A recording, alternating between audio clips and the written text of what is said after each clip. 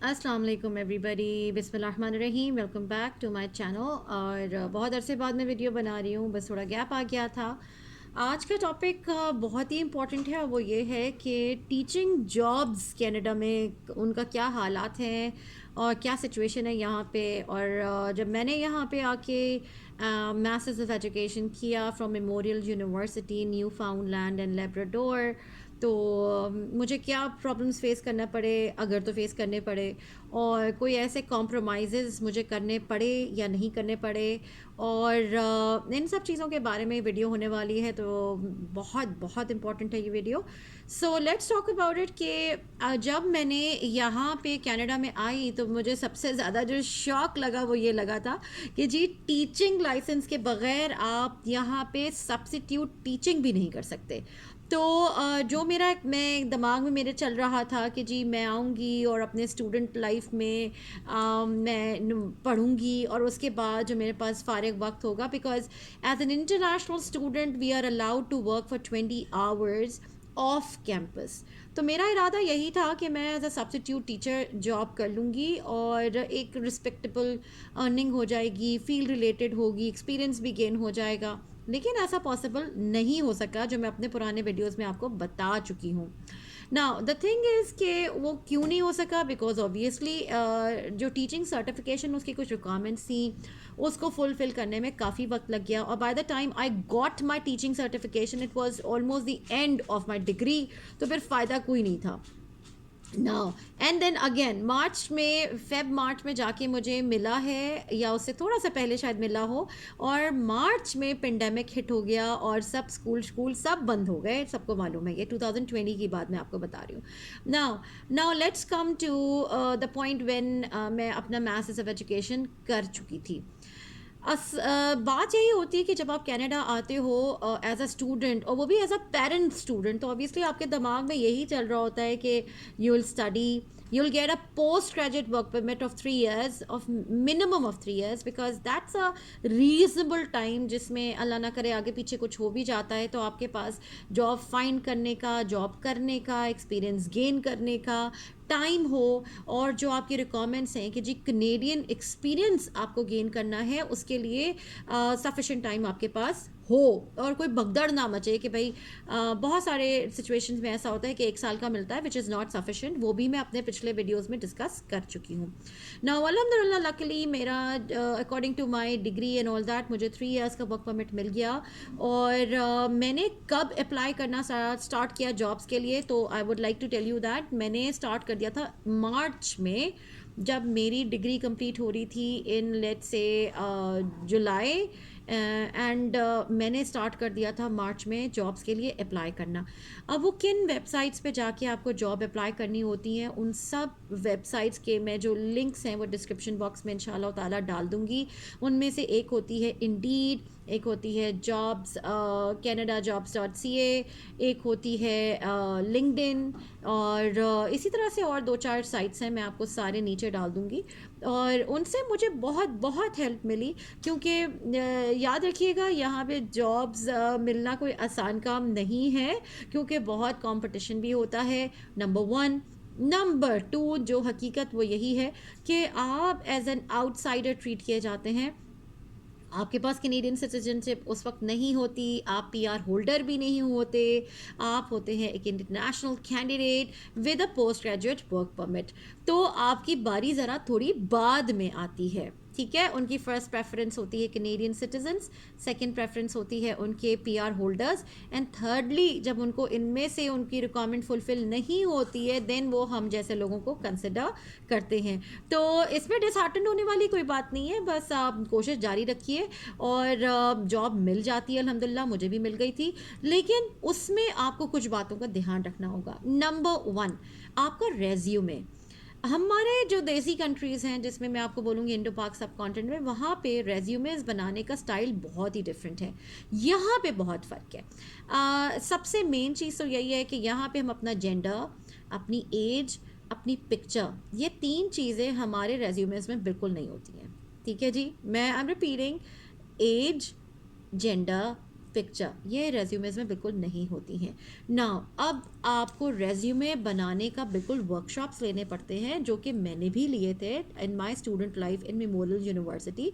मैंने रेज्यूमे बनाने के वर्कशॉप्स लिए एंड देन आई लर्नड कि इंटरव्यूज़ में क्या पूछा जाता है, what are they looking for in a candidate. उसके बाद आपका वेटिंग टाइम कितना होता है once you apply for a job. आपको अपना रेज्यूमे अकॉर्डिंग टू जो एडवर्टाइज किया हुआ है, जो भी जॉब एडवर्टाइज हुई भी है, उसके अंदर जो क्राइटेरिया है उसके अकॉर्डिंगली अपने रेज्यूमे को कस्टमाइज करना होता है। ठीक है जी।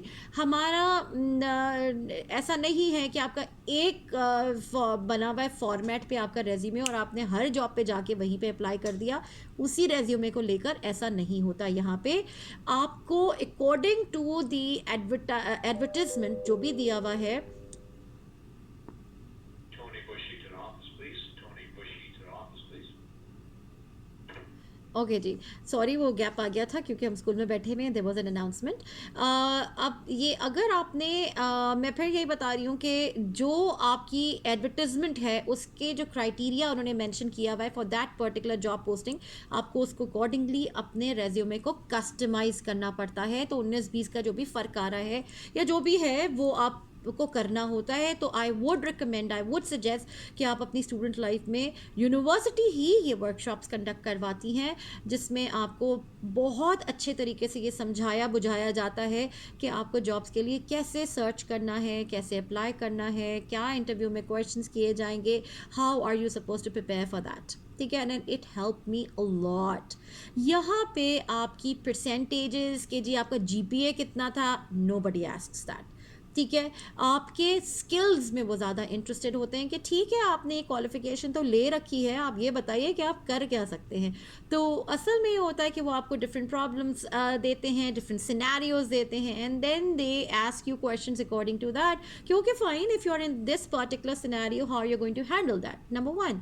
नंबर टू, अगर आप एजुकेटेड हैं मेरी तरह, तो ऑब्वियसली वो आपको स्कूल सिनेरियोज देंगे या डिफरेंट स्कूल रिलेटेड क्वेश्चंस करेंगे और उसके लिए आपको प्रैक्टिस तो करनी पड़ेगी। ठीक है जी, आपको थोड़ा स्टडी भी करना पड़ेगा, watch videos, there are so many blogs on that, websites बड़े पड़े, यानी अब तो इंटरनेट का ज़माना है, it's not a big deal any more. ठीक है जी। अब बात आती है कि मैंने मार्च में अप्लाई करना स्टार्ट कर दिया क्योंकि मुझे मालूम था कि उस वक्त मैं अपना प्रैक्टिकम मेरा कंप्लीट हो चुका था। मार्च के एंड में आप समझ लें मेरा प्रैक्टिकम कंप्लीट हो गया ऑफ 10 वीक्स, और उसके बाद मेरी इंटर्नशिप रिपोर्ट रहती थी और मुझे उस पर मैं काम कर रही थी और उसके साथ साथ मैं अपने रेज्यूमेज पे और जॉब एप्लीकेशंस के लिए भी काम कर रही थी, because that's a right time to start applying for that because it's a lengthy process. ठीक है, टाइम टेकिंग प्रोसेस, बहुत ही पेशेंस के साथ आपको इंतज़ार करना पड़ता है उसका कि जी आपको कोई इंटरव्यू कॉल आए, कुछ हो, एंड अगेन यहाँ पे एक लंबा प्रोसेस होता है, बहुत सारे लोगों का इंटरव्यूज़ लिए जाते हैं, उसके बाद आपको इंतज़ार फरमाइए का काम करना होता है and then you finally get to know कि आप सिलेक्ट हुए हैं या नहीं हुए हैं। Now let's come to the point where मैंने मेरे दिमाग में जॉब क्राइटेरियाज क्या थे। Again I wanted to pursue a teaching career जो मेरा है। ठीक है जी। अब द थिंग इज़ कि जब आप इंटरनेशनल कैंडिडेट होते हैं तो sometimes you have to make certain compromise. आपको अपना जो जॉब डिस्क्रिप्शन है मे बी वो आपकी टीचिंग की ना हो, मे बी वो किसी और की हो, एजुकेशन असिस्टेंट की हो, और नाउ तो आपको समटाइम्स थोड़ा कॉम्प्रोमाइज़ करना पड़ता है। उसका रीज़न ये होता है कि आप चाहते हैं कि आपको एक फुल टाइम जॉब मिल जाए, चाहे वो आपको थोड़ा सा कॉम्प्रोमाइज़ ही क्यों ना करना पड़े, और आपका एक्सपीरियंस गेन हो जाए 1 ईयर का और आप अपने पीआर के लिए जल्द से जल्द अप्लाई कर दीजिए। मेरे केस में भी ऐसा ही हुआ कि मैंने अपने लिए ये पूरे रास्ते खुले रखे थे कि जी अगर मुझे एजुकेशन असिस्टेंट की तरह जॉब करना पड़ती है तो भी मैं अप्लाई कर रही थी उन पोस्ट के लिए भी, और मैं एज अ टीचर भी अप्लाई कर रही थी ना। यहाँ पे एक और चीज़ बहुत इंपॉर्टेंट है, यहाँ पे सिर्फ एक subject specialisation is not enough. आपको एटलीस्ट 2 सब्जेक्ट्स टीच करने के आप काबिल होने चाहिए। ठीक है जी। For example if I take my example, मैंने लिया था कि मैथ एंड साइंस, तो जब मैंने as a math and science teacher के लिए अप्लाई करना स्टार्ट किया तो मुझे पे जॉब ऑफर्स आना स्टार्ट हुई थी और मुझे कॉल्स आना स्टार्ट हुई थी। और जब मैं सिर्फ मैथ टीचर के लिए अप्लाई करी थी तो दे were very few postings for that, number one. Number to, competition बहुत टफ था उसके अंदर। अगर मेरे पास मैथ की बहुत कम कॉल्स आ रही थी, लेकिन जब मैंने मैथ और साइंस के लिए अप्लाई करना स्टार्ट किया तो काफ़ी like it was a good situation then. ठीक है जी। और मैं इस वक्त जो जॉब कर रही हूँ वो भी as a math and science teacher ही जॉब कर रही हूँ। नाउ अब हुआ क्या कि मेन सिटीज़ में यूजली जॉब्स आपको कम मिलती हैं unless you are going to Ontario. Now मैं ऑन्टेरियो क्यों नहीं गई? क्योंकि Ontario is a very very obviously वहाँ पे बहुत देसी लोग मौजूद हैं, लेकिन टोरंटो या वो वाले जो एरियाज़ हैं वो एक्सपेंसिव एरियाज़ हैं। और जब आप एक नए नए इंसान आते हैं in a new country, specially Canada की बात हो रही है यहाँ पे, तो आपको अपनी पॉकेट देख के एक्सपेंसेस आपको देखने पड़ते हैं। ठीक है जी। अगर आपको जॉब मिल भी जाती है किसी मेन एरिया में, मेन सिटी में, लेट्स सपोज, तो आपको वो देखना पड़ता है कि क्या आप उस सिटी के खर्चे बर्दाश्त कर सकते हैं या नहीं। ठीक है। इन माई केस मैंने अप्लाई ही नहीं किया था ओंटारियो में। मैं अप्लाई कर रही थी डिफरेंट एरियाज़ में। फॉर एग्जांपल मैंने मैनिटोबा में अप्लाई किया, मैंने अल्बर्टा में बहुत कम पोस्ट थी उस वक्त, मैंने उधर अप्लाई किया। मैंने सेंट जॉन्स में अप्लाई किया, न्यू फाउंडलैंड एंड लेब्राडोर में। तो और नोवा स्कोशिया में मैंने अप्लाई किया, न्यू ब्रंसविक में मैंने अप्लाई किया। तो मैंने बहुत सारे प्रोविंसेस में, ये सब प्रोविंसेस के नाम है, तो मैंने सब प्रोविंसेस में अप्लाई किया था एक्सेप्ट फॉर ओंटारियो, क्योंकि मुझे मालूम था मैं वहाँ पे ये थोड़ा सा सही नहीं होगा पॉकेट वाइज। ठीक है, इन द बिगिनिंग, बिकॉज अब देखो नए नए होते हैं और आप हर वक्त करेंसी दिमाग में चल रही होती, करेंसी एक्सचेंज, क्योंकि मेरे हस्बैंड ऑलरेडी उस वक्त, आपको मैंने बताया ही था कि सऊदीया में थे, तो आपको कन्वर्जन चल रही होती है उस वक्त। ठीक है जी।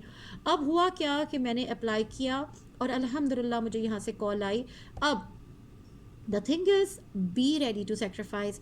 अगर आपको किसी टाउन में, स्मॉल टाउन में, स्मॉल कम्युनिटी में जाना पड़ता है और वहाँ पे आपको कोई जॉब ऑफर आती है तो यू आर वेरी लकी।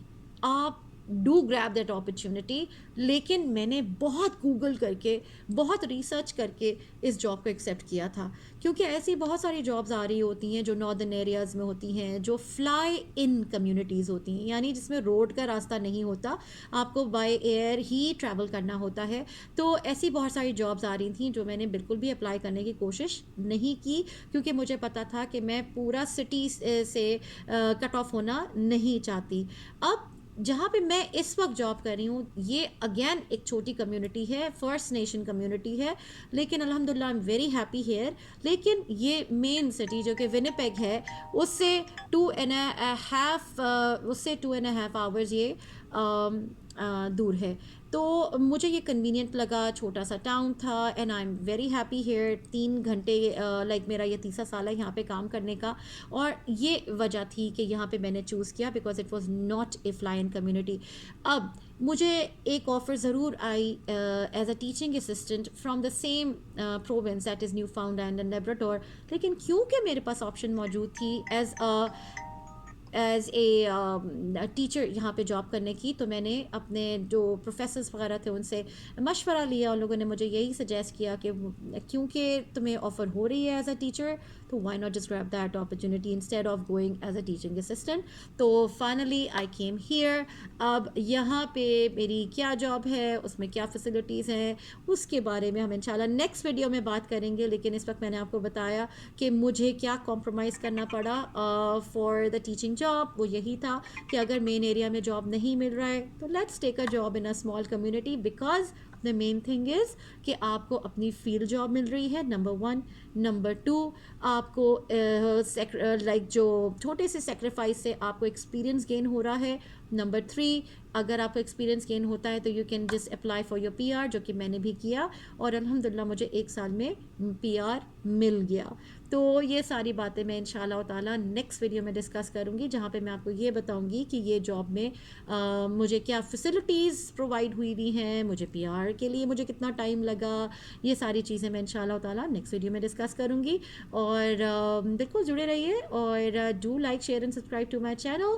इंशाल्लाह नेक्स्ट वीडियो में मिलते हैं। और इस वीडियो में बहुत सारे डिस्टर्बेंसेस थे and I hope you are not going to mind that, because मैं स्कूल में बैठी हुई हूँ, फ़ोन भी आ रहा है, तो इंटरकॉम पे अनाउंसमेंट्स भी हो रही हैं and everything, so just excuse that please and please share it with others जो इन चीज़ों को जानना चाहेंगे। इंशाल्लाह नेक्स्ट वीडियो में मिलते हैं। दुआ में याद रखिएगा। अस्सलामु अलैकुम वरहमतुल्लाहि वबरकातुहू।